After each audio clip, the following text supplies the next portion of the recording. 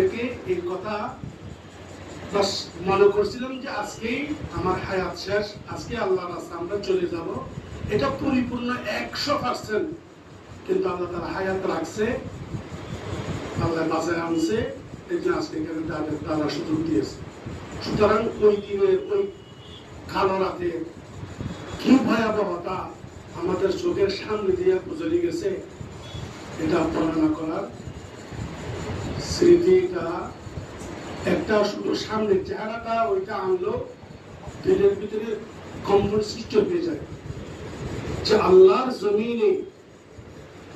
ইসলামের জন্য, কোরআনের জন্য অন্য কোনো উদ্দেশ্য ছাড়া যারা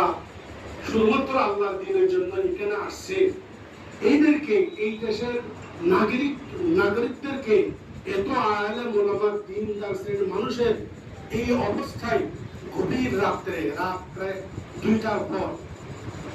এই কালো থাবা তো দিন থেকে শুরু হয়েছে। যেমন যে মুহূর্তে আমরা শাপলা সপ্তাহে এই সময়, এখন যে সময়, এই সময় আল্লাহ মাজুরের বাবুর নগরী সহ আমরা লালবাগ মাথাটা থেকে এই মাগরিবের আগ মুহূর্তে ওখানে স্টেজের মধ্যে আমরা মাগরিব নামাজ পড়া হয়েছে। মাগরিব নামাজের আগ মুহূর্তে আমরা পড়ছিলাম, কিন্তু ওই সময়ের মধ্যে 2-1টা লাশ